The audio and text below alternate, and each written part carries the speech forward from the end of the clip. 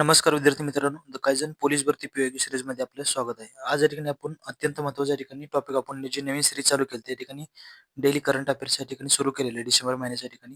1 डिसेंबरचं आपण ऑलरेडी या ठिकाणी चॅनलला टाकलेलंच आहे. ते सुद्धा कोणी पाहिलं नसेल तर या ठिकाणी पाहून घ्या. आज या ठिकाणी आपण 2 डिसेंबर आणि 3 डिसेंबरचं एकत्रच या ठिकाणी काय करतो या ठिकाणी आपण चॅनलला अपलोड करणार आहे. अत्यंत महत्त्वाचे प्रश्नसंच या ठिकाणी असणार लक्षात घ्या. आणि जे काही आपण जे प्रश्नसंच घेतो या ठिकाणी मागील प्रश्नपत्रिकेवरती आधारित या ठिकाणी आपण प्रश्नसंच तो बनवलेला आहे लक्षात घ्या या ठिकाणी. मग डेली करंट अफेअर्स तुम्हाला अत्यंत येणाऱ्या पोलीस भरतीसाठी या ठिकाणी इतर स्पर्धा परीक्षेसाठी सुद्धा या ठिकाणी तलाठी भरती असो एमपीसाठी सुद्धा अत्यंत महत्त्वाच्या ठिकाणी उपयोगी ठरणार आहे ते. कारण हे प्रत्येक परीक्षेमध्ये या ठिकाणी काही ठराविक असे टॉपिक आहेत की त्याच्यावरती या ठिकाणी वारंवार प्रश्न विचारले जातातच. तर पहिला प्रश्न पहा ठिकाणी 2 डिसेंबरचा आहे. नुकताच डॉक्टर बाबासाहेब आंबेडकर यांचा पुतळा कोणत्या आंतरराष्ट्रीय संस्थेच्या मुख्यालयात बसवण्यात आला आहे लक्षात घ्या. कुठलं WHO, UNESCO, UN, world bank असं दिलं आहे. कुठला युनेस्को युनेस्को या ठिकाणी त्यांचं काय पुतळा बसवण्यात आला आंतरराष्ट्रीय संस्थेच्या मुख्यालयात. कुठल्या आंतरराष्ट्रीय संस्थेच्या मुख्यालयात बसवलाय तर युनेस्कोच्या त्या ठिकाणी बसवलाय. तर युनेस्को संदर्भात त्या ठिकाणी पुढे पाहू. डॉक्टर बाबासाहेब आंबेडकर यांचा पुतळा नुकताच युनेस्कोच्या मुख्यालय म्हणजे काही मुख्यालय कुठे सुद्धा ह्या सुद्धा ठिकाणी पोलीस भरतीला प्रश्न विचारला जातो. त्या अनुषंगाने आपण या ठिकाणी ऍड केलं. युनेस्को मुख्यालय कुठे पॅरिस फ्रान्स या ठिकाणी बसवण्यात आलेलं आहे. युनेस्कोचे हेडक्वार्टर कुठे पॅरिस फ्रान्स या ठिकाणी आहे. युनेस्कोचे हेडक्वार्टर कुठे पॅरिस. नंतर या ठिकाणी संविधान कधी साजरा केला तर 26 नोव्हेंबर 2025 ला या ठिकाणी आता सध्याच्या ठिकाणी संविधान दिन सुद्धा या ठिकाणी साजरा केलेला आहे. भारताचा संविधान निर्मात्या या ठिकाणी काय केले त्यांनी आंतरराष्ट्रीय लेवल या ठिकाणी काय केलं त्यांनी स्तरावर गौरव दिन म्हणून या ठिकाणी काय केलं तर साजरा केला जातो.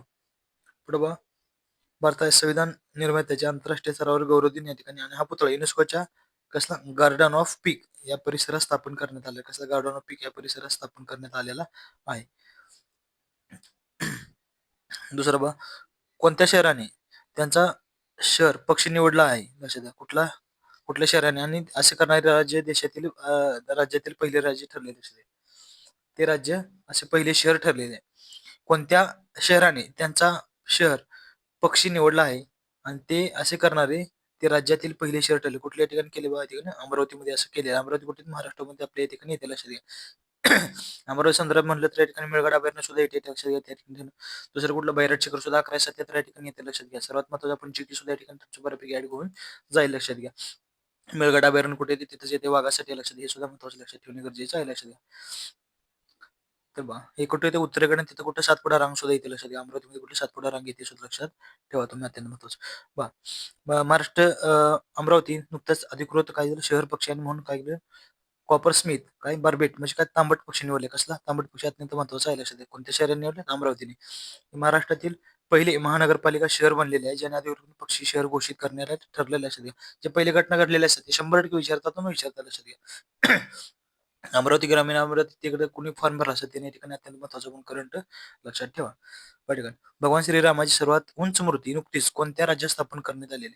महाराष्ट्र उत्तराखंड उत्तर प्रदेश गोवा अशा ठिकाणी वेगवेगळे दिले. कुठे गेलेले तुमचं गोवा या ठिकाणी उत्तर बरोबर असेल लक्षात घ्या. कुठे गेलेली भगवान श्रीरामाची उंची सर्वात उंच मूर्ती गोवा राज्यात ठिकाणी स्थापन केलेली लक्षात घ्या. चौथा पाय ठिकाणी ऑपरेशन सागर बंधू हे नुकतेच कोणत्या देशाने राबवले.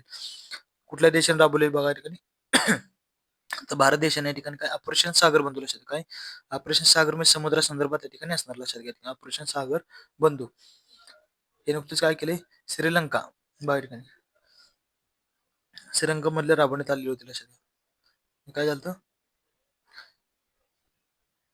कोणत्या देशाने राबवण्यात आले होते लक्षात घ्या. कुठल्या देशाने या ठिकाणी कोणत्या देशाने राबवले कुठल्या ठिकाणी तो भारतानेच राबवलं लक्षात घ्या महत्वाचं. ऑपरेशन थोडक्यात बघा इंडियन फोर्स होतं नंतर काय इंडियन नेव्ही नंतर काय इंडियन डिझास्टर रिस्पॉन्स फोर्स म्हणजे NDRF यांच्या माध्यमातून या ठिकाणी हे ऑपरेशन राबवण्यात आलेलं होतं. त्यांच्या माध्यमातून 53,000 अधिक या ठिकाणी मदत या ठिकाणी पोहोचवलं लक्षात घ्या. म्हणजे श्रीलंकेला पाठवणं कुठं श्रीलंकेला पाठवण्यात आलं होतं. आणि द्वितीय चक्रीवादळानंतर जे काही जीवित अडकलेले होते त्यांच्या संकटासाठी ठिकाणी बचावासाठी सुद्धा त्यांनी कार्य केलं. त्यासाठी कुठलं ऑपरेशन केलं लक्षात महत्वाचं सागर बंधू अत्यंत महत्वाचं लक्षात घ्या. श्रीलंकेसाठी आणि भारत आणि श्रीलंकेमध्ये सागर बंधू ऑपरेशन होतं लक्षात महत्वाचं पॉईंट. आणि कोणाच्या मध्ये होतं श्रीलंका लक्षात हा सुद्धा पॉईंट लक्षात ठेवा लक्षात. पुढे बघू शकता. राष्ट्रीय प्रदूषण नियंत्रण दिवस कोणत्या दिवशी साजरा केला असे डायरेक्ट तुम्हाला पोलीस भरतीमध्ये फॅक्ट डाटा विचारतात, तो तुम्ही तोंडपाठ ठेवायचा असतो लक्षात घ्या. बघा, राष्ट्रीय प्रदूषण मंडळ कुठलं आलं तुमचं? प्रदूषण नियंत्रण मंडळ कुठं? 2 डिसेंबर तुमचं योग्य उत्तर राहील लक्षात घ्या. प्रदूषण नियंत्रण मंडळ नियंत्रण दिवस म्हणजे कुठला आलं? 2 डिसेंबर तुमचं योग्य तारीख राहील. बघा काय 1984 मधील भोपाळ वायू दुर्घटना जी काय भोपाळ वायू कुठला राहिला होता? श्रद्धांजली वाहून म्हणून काय प्रदूषण नियंत्रणाबद्दल जनजागृती करण्यासाठी हा या ठिकाणी वापरला जातो. कुठला? मिथेल आयसोसायनेट लक्षात ठेवा. कुठला कुठला वायू या ठिकाणी पसरला होता? मिथेल आयसोसायनेट लक्षात ठेवा. मिथेल आयसोसायनेट हा सुद्धा या ठिकाणी आयसोसायनेट हा लक्षात ठेवला या ठिकाणी. कारण आपला छोटा मोबाईल आहे त्यामुळे ठिकाणी प्रॉपर आपण लिहू शकत नाही त्या गोष्टी. गोष्ट त्याने एक दिवशी सामन्यामध्ये सर्वात जास्त शतक करणारे खेळाडू म्हणून पहिल्या क्रमांकावर कोणता खेळाडू आहे लक्षात घ्या. कुठल्या खेळाडू या ठिकाणी? विराट कोहली या ठिकाणी आहे लक्षात. कुठला? विराट कोहली आहे सर्वात जास्त शतक करणारा पहिल्या क्रमांक. इंटरपोलचे नवीन आदेश इंटरपोलच्या पोलीस संदर्भात येतो लक्षात. त्यामुळे थोडं अत्यंत लक्षात ठेवा. इंटरपोलचे नवीन आदेश या ठिकाणी कशामध्ये तुमचं या ठिकाणी बघा लुकास फिलिप या ठिकाणी तुमचं हे बरोबर उत्तर राहील पहिलं. स्थापना कधी इंटरपोलच्या लक्षात हे सुद्धा लक्षात 1923 ला आहे. मुख्यालय कुठं? लिओन फ्रान्समध्ये येते लक्षात. आंतरराष्ट्रीय गुन्हेगारी संदर्भात आहे त्यामुळे पोलीस भरती हमखास इंटरपोलचे अत्यंत महत्वाचे लक्षात ठेवा. आणि ते आंतरराष्ट्रीय गुन्हेगारी विरुद्ध सहकार्य वाढवण्यासाठी आहे. आठवा, कोणत्या देशातील वैज्ञानिक कॅन्सरला डिकोड करण्यासाठी AI टूल म्हणजे काय असते? ॲनोकोमार्क काय केले? ॲनोकोमार्क या ठिकाणी विकसित केले. कुठल्या देशाने केले बघा ठिकाणी? तर ते भारताने विकसित केले. त्यासाठी भारताने विकसित केल्यामुळे अत्यंत महत्वाचा तुमच्या ठिकाणी विषय राहणार आहे लक्षात घ्या. कॅन्सरसाठी या ठिकाणी केलेलं आहे. बघा त्याच्या माध्यमातून पुढचा भारताच्या पहिल्या मानवयुक्त खोल समुद्र पाणबुडी मोहिमेचे काय नाव आहे लक्षात घ्या. कुठलं आहे? पहिल्या मानवयुक्त लक्षात कुठला आहे? मानवयुक्त ते मानव असणार. मानवयुक्त खोल समुद्रातील पाणबुडी मोहिमेची कसली मोहीम आहे? पाणबुडी मोहीम लक्षात घ्या. पहिली येते कसली? मानवयुक्त असणारी.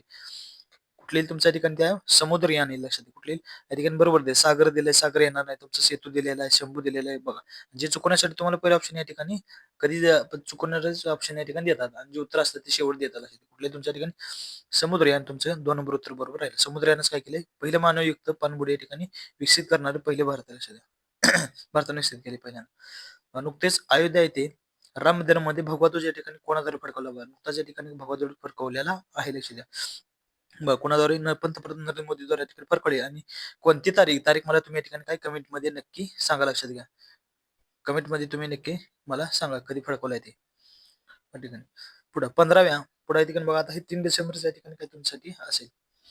15व्या मणिपूर पोलो आंतरराष्ट्रीय स्पर्धा 2025चा किताब कोणत्या संघाने जिंकलेला आहे? या ठिकाणी बघा कुठलं? केनिया, भारत ब मणिपूर, मणिपूर दिलाय कुठला?